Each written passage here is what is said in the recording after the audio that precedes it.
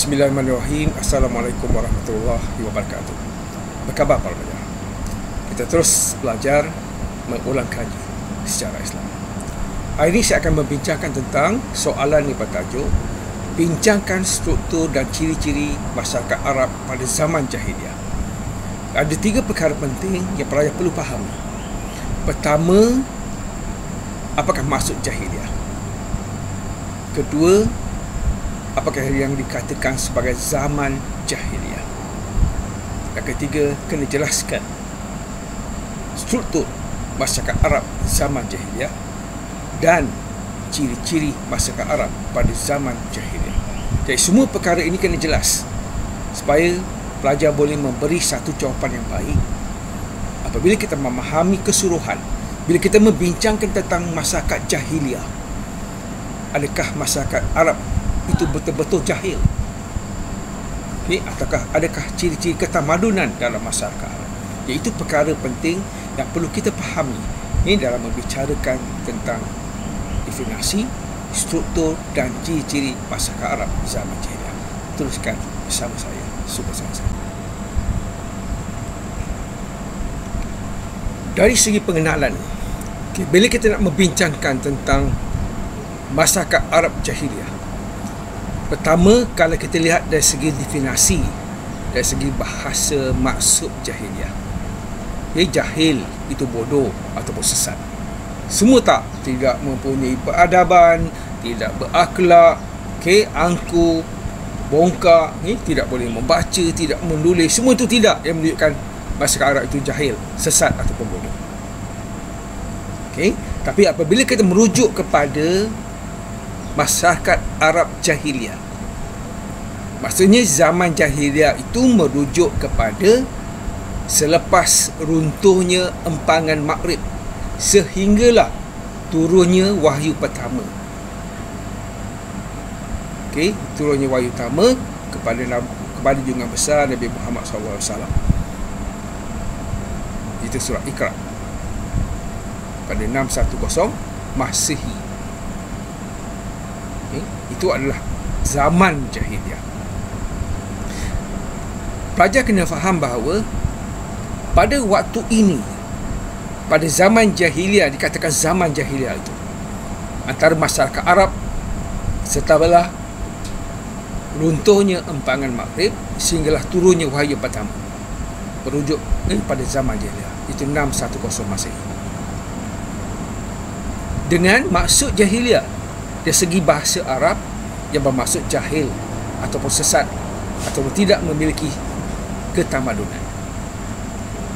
2 perkara penting yang merujuk kepada zaman dan juga masyarakat Arab jahiliyah pada waktu itu.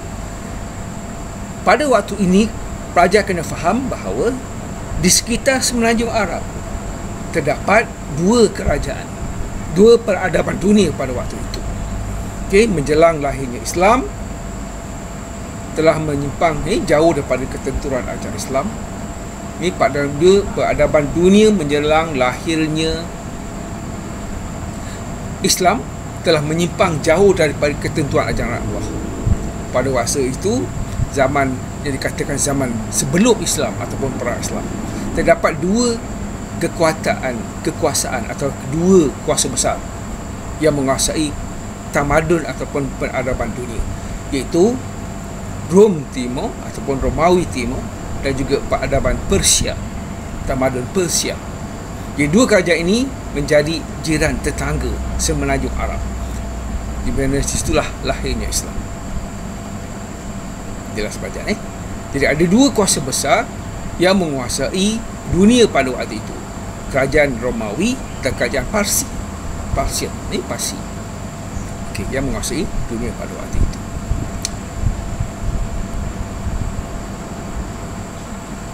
Islam telah lama disebarkan daripada kitab Taurat, Zabur, Injil, dan apabila turunnya Al-Quran bersama dengan junjungan besar Nabi Muhammad SAW.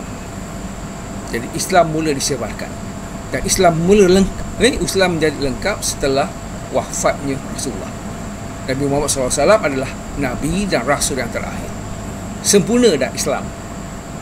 ajaran Islam itu telah disempurnakan oleh junjungan besar kita Nabi Muhammad SAW. Jadi pengganti kepada Rasulullah sebab itu adalah khalifah. Itulah mulanya zaman Khalifah Ar-Rasyidin, kemudian khalifah-khalifah kerajaan Islam, Abbasiyah, Umayyah, Abbasiyah, Utsmaniyah. Jadi itu paling penting yang pelajar kena faham. Ini dari segi latar belakang sejarah Islam. Jadi pada waktu itu, dalam situasi dan keadaan peradaban dunia semacam itu, Nabi Muhammad SAW telah diutuskan oleh Allah untuk membawa agama Islam, melengkapkan, menyempurnakan agama Islam dengan menjunjung tinggi peradaban akhlak Islamiah dengan mengesahkan Allah Subhanahu Wa Taala. Jadi yang ditinggalkan oleh Rasulullah adalah mukjizatnya, iaitu Al-Quran dan Sunnah Rasulullah. Itu hadis. Maka Islam itu telah sempurna. Dan sampailah hari ini kita sebagai umat Islam, umat Nabi Muhammad SAW telah belajar. Dia kena faham dari segi latar belakang, daripada mana bermulanya zaman sebelum Islam, zaman Islam semasa Rasulullah menyebarkan Islam di kota Mekah, kemudian berlakunya peristiwa hijrah ke Yasrib yang dikenali sebagai Madinah, dan bermulalah kerajaan Islam yang pertama di Madinah pada waktu itu. Dan apabila wafatnya Rasulullah, setelah sempurnanya ajaran Islam, dengan Rasulullah meninggalkan mukjizatnya, iaitu Al-Quran dan hadis Rasulullah sebagai rujukan umat Muhammad, umat Islam, umat Muhammad itu akhir zaman ini. Itulah yang berlaku sehinggalah pada hari ini. Jadi semasa Rasulullah diutus sebagai Nabi dan Rasul untuk menyebarkan Islam sebagai utusan Allah, memberi penerangan kepada umat manusia. Pada waktu itu sudah wujud ketamadunan dalam masyarakat Arab. Mereka bertamadun, tapi mereka jahil dari segi akhlak dan tidak mengesahkan Allah. Sebelum ini sudah ada ajaran Nabi Ibrahim, itu agama Hanif. Mereka tidak menganutinya. Mereka menolak, mereka lebih percaya kepada agama dan kepercayaan animisme dan sebagainya. Dan itu yang dikatakan sebagai masyarakat Arab jahiliyah, yang jahil dari segi akhlak dan akidah Islamnya.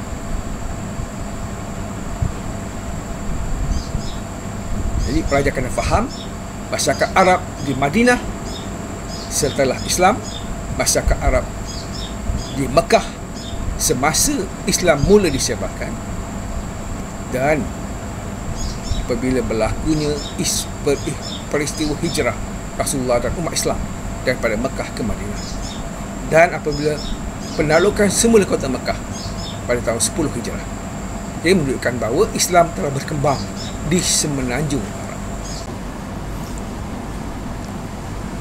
Okey, mari kita fahamkan struktur masyarakat Arab jahiliyah. Struktur masyarakat Arab jahiliyah kita boleh bagi kepada dua. Satu, masyarakat Badui, dan satu lagi adalah masyarakat Hadari. Jadi masyarakat Arab jahiliyah terbagi kepada dua kelompok utama, iaitu orang Arab Badui dan juga Arab Hadari. Masyarakat Hadari itu masyarakat yang tinggal di kota-kota bandar, misalnya Mekah, Yasrib dan sebagainya. Dalam masyarakat Hadari terdapat 5 golongan, iaitu golongan bangsawan paling atas sekali. Ini terdiri pada ahli perniagaan dan juga golongan pemerintah tempatan seperti bangsawan Quraisy. Golongan agama, lapisan yang kedua, iaitu pendeta ataupun golongan agama yang terdiri pada tukang telik dan juga penyair, yang pada waktu itu mendapat tempat di kalangan masyarakat. Struktur yang ketiga adalah golongan hamba. Struktur yang keempat, golongan wanita. Dan struktur yang kelima adalah masyarakat awam ataupun rakyat biasa. Itu dari segi struktur. Nampak struktur yang jelas antara golongan yang memerintah sampailah kepada rakyat biasa. Dalam masyarakat Arab Badui pula, ataupun suku Badui. Suku Badui pula hidup berpuak-puak dan ketua puak dipilih di kalangan anggota yang berpengaruh. Sistem kabilah ini bermula dari satu keluarga dan kemudian bergabung menjadi keluarga yang besar disebut Bani. Suku Badui tidak wujud Bani kerana kehidupan mereka sering berpindah rangkap. Mereka percaya semakin kecil suatu kelompok, semakin kuat masyarakatnya. Ini sebab mereka bergantung kepada oasis ataupun kawasan yang mengandungi sumber air di kawasan padang pasir. Jadi hidup mereka secara nomad itu memang sentiasa berpindah randah. Ini mempengaruhi keadaan hidup mereka. Ini dari segi politik, segi ekonomi dan juga sosial. Jadi yang jelasnya di struktur masyarakat Arab zaman jahiliah ini, di mana struktur sosial masyarakat Arab agak mudah terdiri daripada golongan bangsawan dan juga hamba. Di mana golongan bangsawan wujud di bandar, mereka berpuak-puak berdasarkan kepada pertalian darah dan semangat asabiah yang amat tebal di kalangan mereka. Setiap puaknya melantik seorang syekh di kalangan mereka dan menjadi ketua bagi kabilah itu. Hamba pula dibeli untuk bekerja untuk golongan bangsawan ataupun tuan yang memiliki mereka. Jadi dalam struktur masyarakat Arab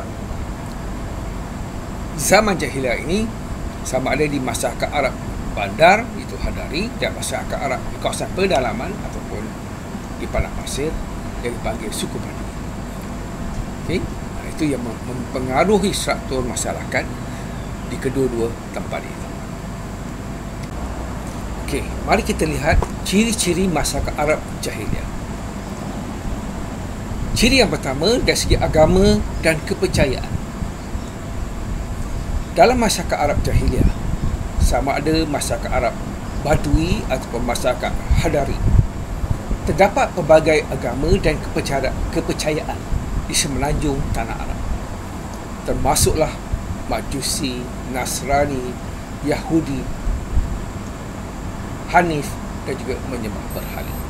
Termasuklah animisme dan pelbagai kepercayaan tahyul ini yang disembah oleh masyarakat Arab jahiliah pada waktu ini. Kepelbagaian ini berlaku kerana adanya pengaruh asing di samping menaruh harapan yang tinggi terhadap alam sekitar yang dipercayai dapat mengawasi dan membantu kehidupan seharian mereka. Itulah menjadi latar belakang kepada kepercayaan dan juga agama masyarakat Arab jahiliah pada waktu itu. Kepercayaan Majusi disebarkan oleh orang Parsi yang menjajah Bahrain, Oman dan juga Yaman, di mana masyarakat Arab di kawasan ini turut memuja api sebagaimana yang diamalkan oleh masyarakat Parsi pada waktu itu.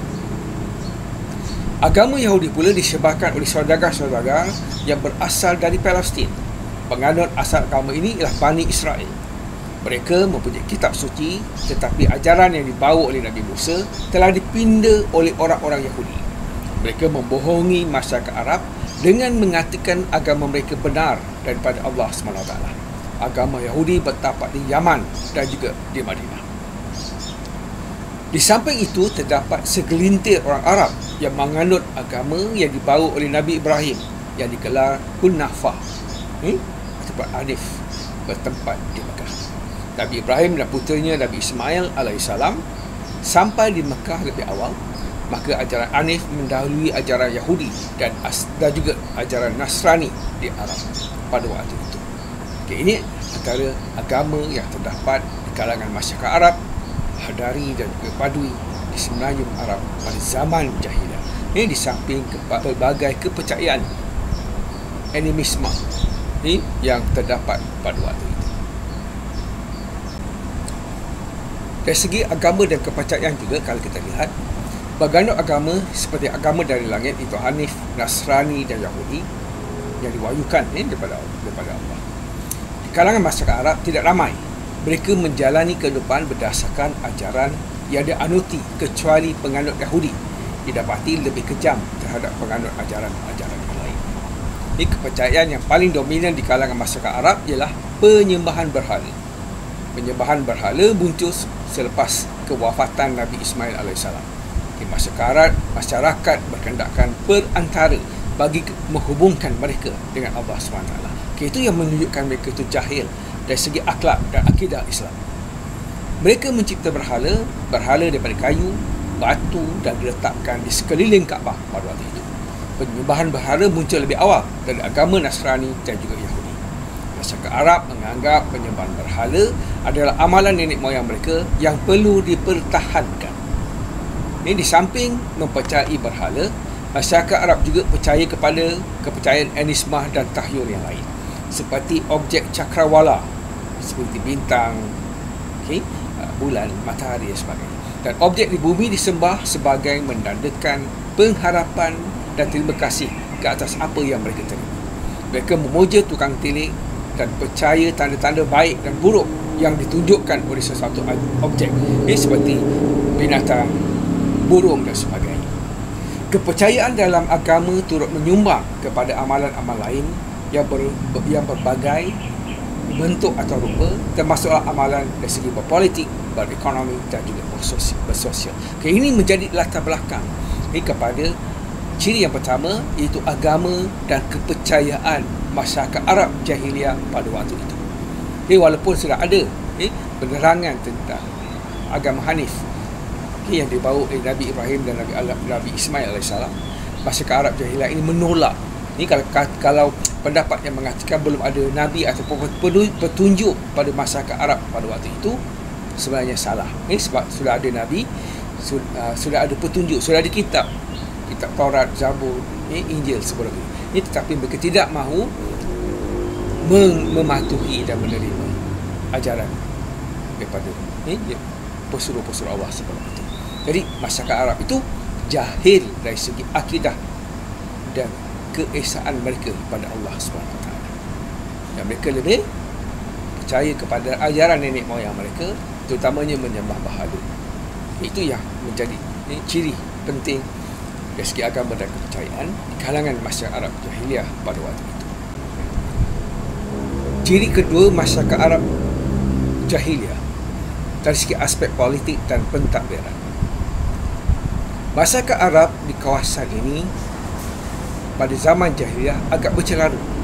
Dari aspek pentadbiran, mereka tidak mampu melawan penjajah dan sentiasa kalah. Macam saya katakan tadi, seperti Romawi dan juga Parsi. Di Mekah, struktur politik masyarakatnya agak jelas.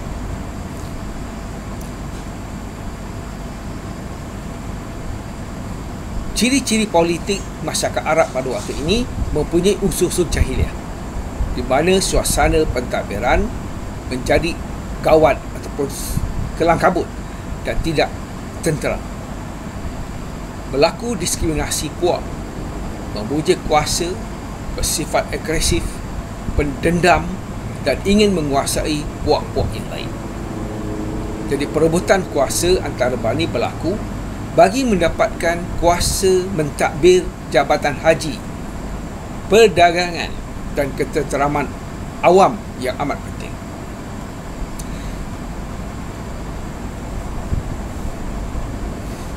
Kalau kita lihat ciri dari segi latar belakang politik dan pentadbiran masyarakat Arab zaman jahiliah ini, sama ada masyarakat Hadari ataupun Badui, tidak terdapat satu struktur pentadbiran atau politik yang tetap dan jelas di kalangan masyarakat Arab di bahagian utara dan selatan. Hira dan Ghassan di utara telah dijajah oleh kerajaan Rom dan Yaman. Di selatan pula dikuasai oleh Rom dan juga Parsi. Di bahagian selatan, iaitu ketika kerajaan Himyar, anak tempatan, telah diberi jawatan, tetapi statusnya hanya boneka kepada kerajaan Parsis. Ini kerajaan Parsi pada waktu itu.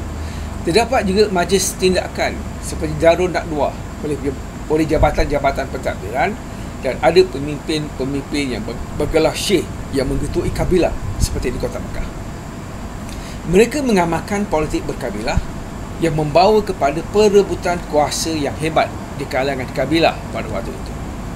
Di samping itu, ketua-ketua suku terpaksa membentuk majlis ketua-ketua suku, iaitu Mala, tetapi golongan berpengaruh berjaya mempengaruhi keputusan Mala dan menjaga kepentingan kaum yang lemah. Jadi kecelaruan politik masyarakat Mekah berlaku apabila golongan bangsawan, iaitu pentadbir, lebih cenderung untuk bergiat aktif dalam perdagangan untuk mencari kekayaan. Ini antara perkara yang mencorakkan aspek politik dan pentadbiran masyarakat Arab pada zaman jahiliah. Kini adalah ciri kedua di kalangan masyarakat Arab jahiliah di semenanjung Arab dari segi politik dan pentadbiran.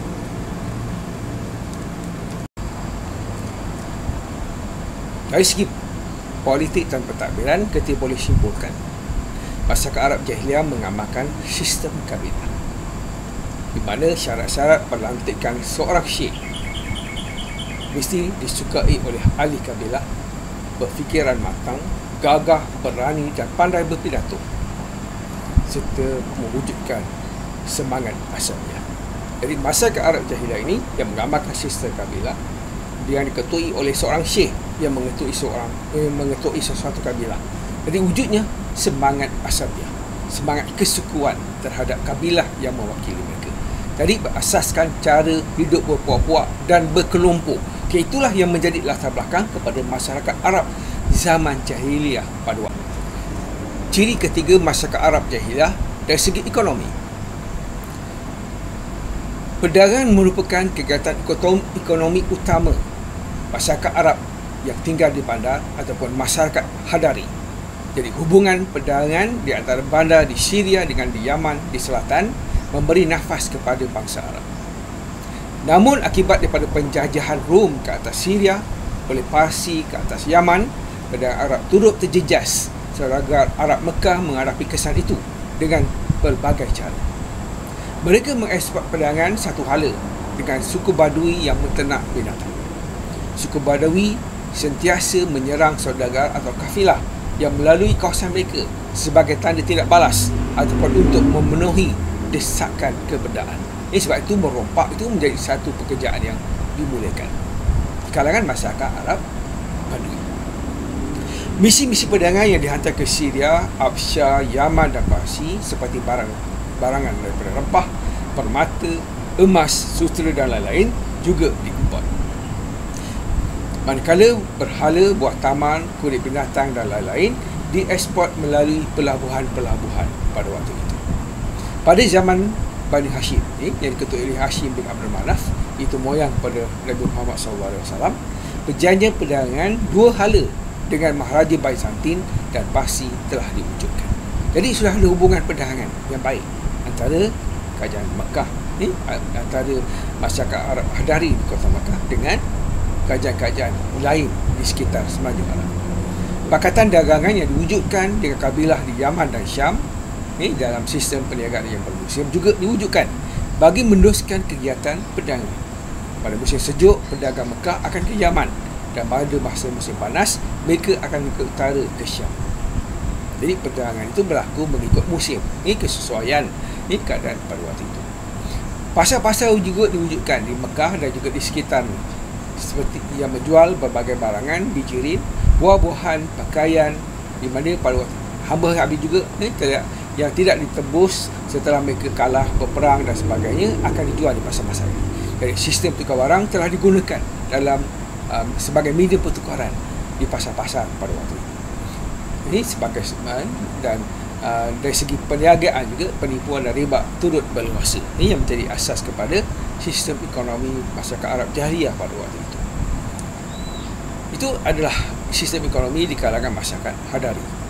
Dalam masyarakat Badui pula, cara hidup Badui berpindah randah menyebabkan kesukaran kepada mereka, kepada saudagar Mekah. Ini dalam menjadikan hubungan perdagangan dengan penduduk bandar dan juga di luar bandar. Ketika Mekah dipimpin oleh Abdul Manaf, urusan perdagangan diagihkan kepada anak-anaknya. Jadi ini yang mempengaruhi kegiatan ekonomi pada waktu itu. Dan kalau kita lihat kegiatan ekonomi masyarakat Arab jahiliah, khususnya di bandar-bandar, maju dan bertamadun.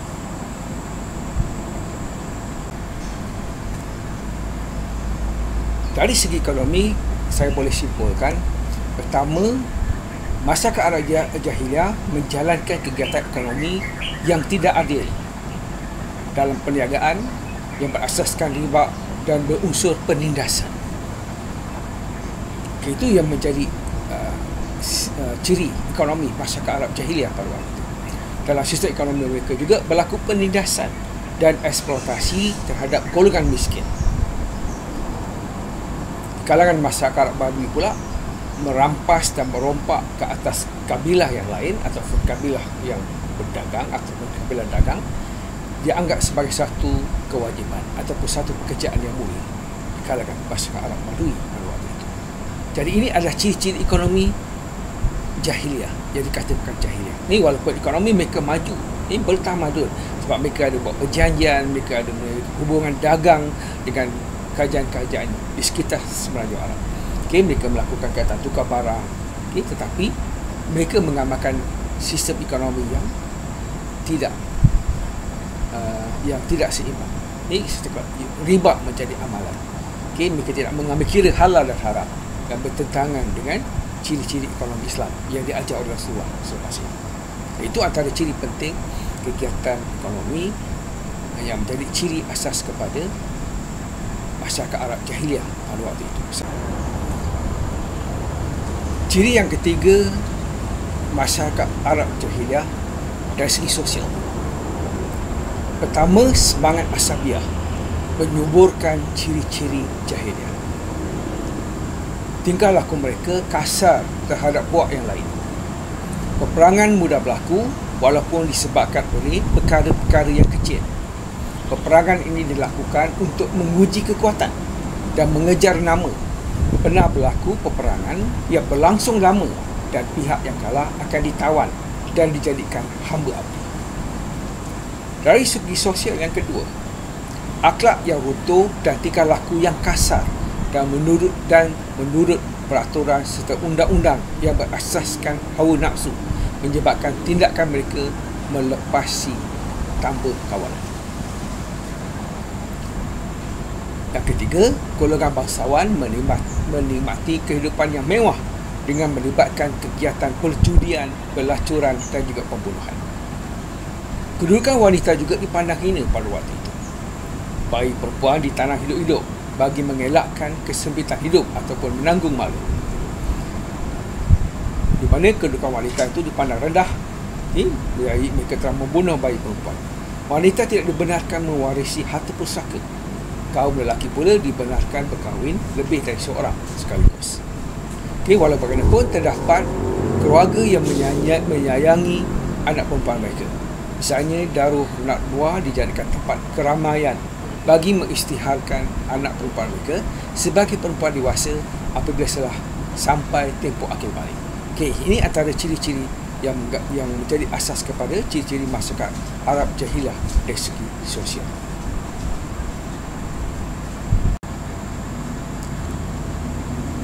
Ciri masyarakat Arab jahiliah seterusnya adalah dari segi ilmu pengetahuan. Kebanyakan orang Arab jahiliah dikatakan waktu itu buta huruf. Walaupun terdapat di kalangan mereka saudagar-saudagar atau pedagang yang luar yang maju, tetapi pedagang Arab tidak mengambil peluang untuk aktiviti perdagangan yang lebih menguntungkan. Selain keuntungan, mereka juga mengejar keseronokan. Ini menyebabkan kepentingan untuk menambahkan ilmu pengetahuan itu terbatas pada waktu itu. Sebab keinginan mereka untuk belajar itu bukan keutamaan. Sebab mereka senang, kaya dan sebagainya. Kemahiran bersyair dan bahasa Ajak hanya digunakan untuk meluahkan perasaan melalui kata-kata yang terhasil melalui pemikiran yang spontan. Daya hafalan yang tinggi dan keupayaan berketubah hanya melibatkan perkara-perkara yang berkaitan dengan masa lampau yang kurang berkualiti dari segi ilmiah. Di kalangan masyarakat Arab yang terkenal kerana kebijaksanaan berniaga, hanya 17 orang saja yang boleh membaca dan menulis pada waktu itu. Jadi faktor saling membenci dan sering bertelaga juga berperang menyebabkan ruang untuk menimba ilmu pengetahuan itu menjadi tertutup. Ini salah satu perkara penting yang menyebabkan mereka tidak minat belajar sebab mereka kaya, senang. Ini sebab mereka memiliki segala-galanya. Jadi kepentingan kepada ilmu pengetahuan itu sangat tidak menjadi keutamaan di kalangan masyarakat Arab pada waktu itu.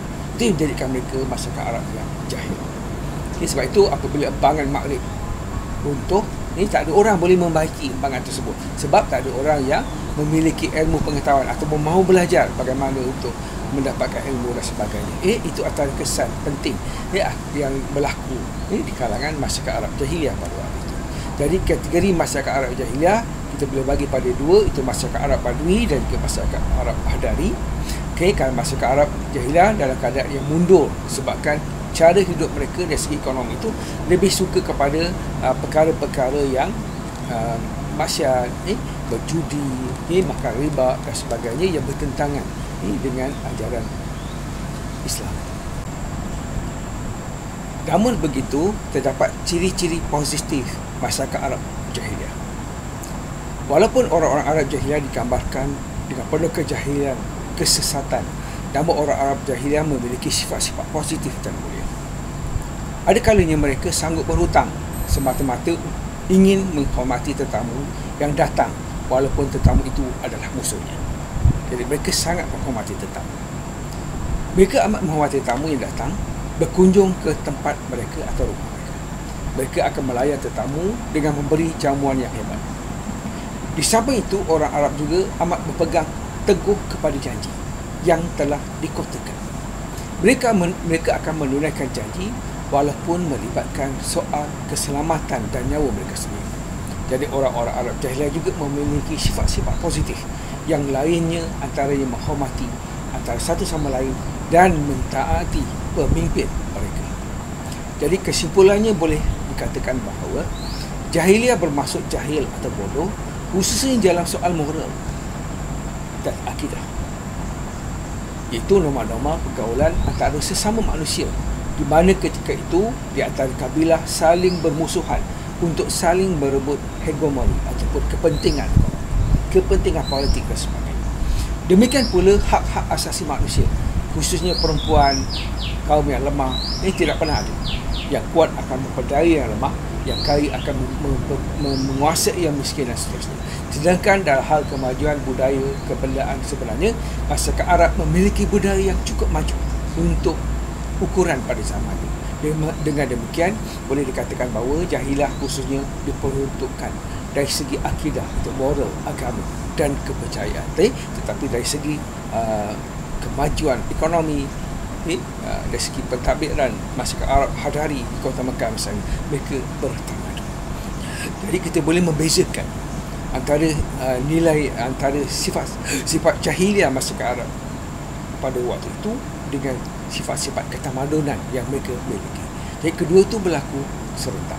Jadi mereka jahil dari segi akidah dan tidak mengesahkan Allah, tetapi dalam beberapa segi yang lain mereka maju dari segi politik, ekonomi dan juga beberapa perkara yang lain. Tapi setengah-setengah amalan mereka itu mereka mengamalkan amalan dan budaya-budaya yang bertentangan dengan ajaran Islam khususnya. Ini seperti makan riba, menipu, merompak, membunuh dan sebagainya. Jadi kesimpulan yang boleh saya jelaskan daripada tajuk perbincangan kita hari ini berkaitan dengan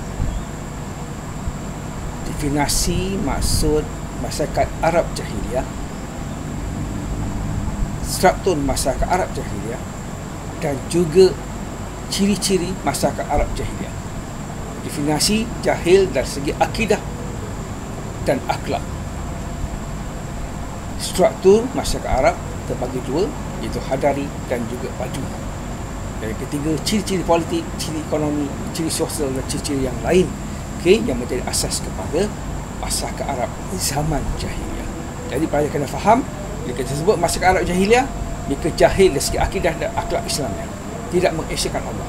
Tetapi satu segi mereka maju dari segi politik, ekonomi dan juga sosial. Cuma mereka mengamalkan amalan-amalan Jahiliyah yang bertentangan dengan ajaran-ajaran Islam sebelum Islam disebarkan oleh Rasulullah di Kota Makkah, kemudian ke Yasrib, iaitu Madinah. Ini sebagai negara Islam yang pertama. Teruskan bersama saya, suka saya. Teruskan belajar, pelajar ulang kaji, dan kena fahamkan betul-betul apa dia masyarakat Arab Jahiliyah, masyarakat Islam, kemudian masyarakat Islam di Mekah, masyarakat Islam di Madinah, untuk memahami dengan lebih jelas. Jadi teruskan bersama saya, kita jumpa lagi di dalam siri ulang kaji.